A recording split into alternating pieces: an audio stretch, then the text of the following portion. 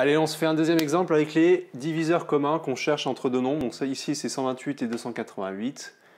La vidéo d'avant, on avait fait un truc un peu plus simple avec juste des dizaines, des chiffres, des nombres à la dizaine, pardon. Là, on a à la centaine. On va voir, bon, forcément, ça risque d'être un peu plus long, mais pas forcément. On se remémore la méthodologie, on cherche les diviseurs, tous les diviseurs de 128, tous les diviseurs de 188. Après, on compare, on regarde tous les diviseurs qui sont en commun. Si vous avez des difficultés pour regarder, enfin pour trouver les diviseurs communs, vous allez sur les vidéos d'avant qui parlent de ça.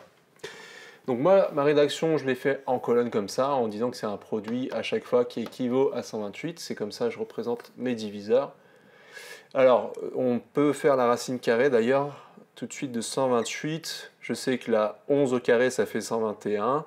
Donc ça va être 11, quelque chose. Parce que 12, ça va être 144 et 288. Là, vous faites normalement, pour ce genre d'exercice, vous avez la calculatrice. Hein, mais ça fait environ 16, aussi quelque chose. Je crois que c'est pas loin de 17. Et voilà, donc là, on va aller jusqu'à 11 max. Là, on va aller jusqu'à 16 max. Ça marche? Allez, on s'attaque. On sait qu'on a toujours le 1 en commun. Hein. Ensuite, 128, le nombre, il est forcément aussi le diviseur. On sait qu'on est dans la table de 2 aussi. On a le critère de divisibilité de 2 qui est validé. 8, 8, c'est dans le critère de divisibilité. Ça fait 64 ici. Ici, ça fait 144. Maintenant, le critère de divisibilité de 3. Est-ce que c'est divisible par 3? Je fais 1 plus 2, ça fait 3. 3 plus 8, ça fait 11. 11, c'est pas multiple de 3. Donc là, on n'aura pas de 3. Ici, on a 2 plus 8, ça fait 10.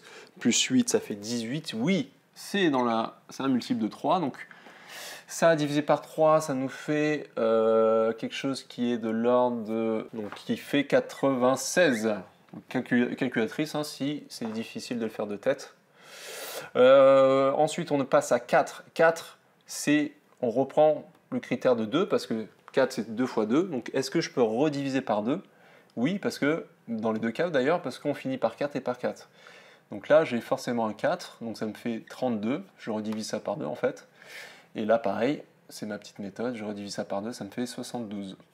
Donc là, c'est bien le critère de 4.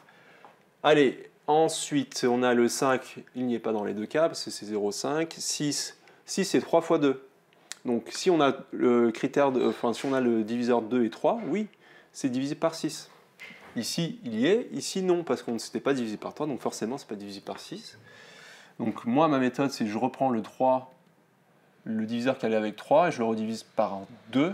Voilà, c'est ça. Donc ça me fait quelque chose de l'ordre de 48, hein, c'est ça.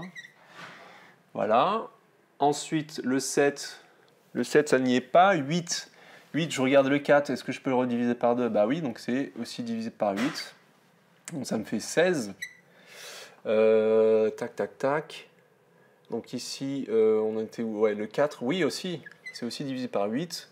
Ça me fait 36, si je ne dis pas de bêtises, etc., etc. Le 9, c'est pas divisé par 3, donc ça y est pas. Le 9, on avait dit que ça faisait 18, donc forcément, ça, est-ce que je peux le rediviser par 3 en gros? Oui, 9 et 6, machin. Donc ça me fait le 9 est dedans. Le 9 est dedans, donc du coup, ça me fait 32, hein, si j'ai pas de bêtises. On avance, on avance. Bon, ben là, on voit qu'il y a beaucoup de diviseurs quand même pour le 288. Hein. Donc là, on va aller jusqu'à 16. Je me fais un peu de place. Et le 9, donc ça fait 32. Après, le 10, on avait dit que non. Le 11, non plus. Le 12, c'est en fait, c'est 6 fois 2. Donc, est-ce que je peux le rediviser par 2? Ah oui, là, j'ai un 12. Hop. Donc 12, alors je prends ça, je divise par 2, ça fait tout simplement 24. Qu'est-ce qu'il va nous donner ensuite? Le 13. Le 13, c'est pas dedans. Le 14, c'est pas dedans parce que c'est 7 fois 2, on n'avait pas le 7. Le 15, on n'a pas de 5. Et on arrive enfin au 16. Le 16, je regarde en fait tout simplement le 8. Si je peux encore le diviser par 2, le multiple qui va avec, là j'ai 36, c'est divisé par 2, ça fait 18. Voilà. Donc le 16, alors, bah vous voyez, en fait, j'avais dit qu'on pouvait s'arrêter là, mais non, il fallait aller jusqu'au bout, parce qu'on a le 16 qui apparaît ici et ici. Donc il faut vraiment aller faire tous les diviseurs. Donc maintenant, on regarde ici avec ici, on regarde toujours le nombre qui a le moins de diviseurs. Et on compare à chaque fois. Oui, il y a le 1, il y a le 2, il y a le 4, il y a le 8, il y a le 16, du coup, le fameux 16, le 32, le 32, il y est aussi. Le 64, il n'y est pas. Le 128, il n'y est pas. Et voilà, donc on a 6 nombres. Alors là, vous faites une phrase.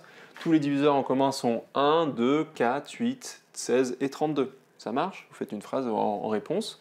Et voilà, entraînez-vous à faire notre exo avec trouver des diviseurs communs parce qu'on en aura besoin, cette méthode-là. Si vous maîtrisez cette compétence, vous n'aurez plus de soucis pour le PGCD, le plus grand commun des diviseurs, qu'on va voir dans la vidéo juste après. Donc entraînez-vous avant de partir sur cette vidéo et je vous dis à bientôt.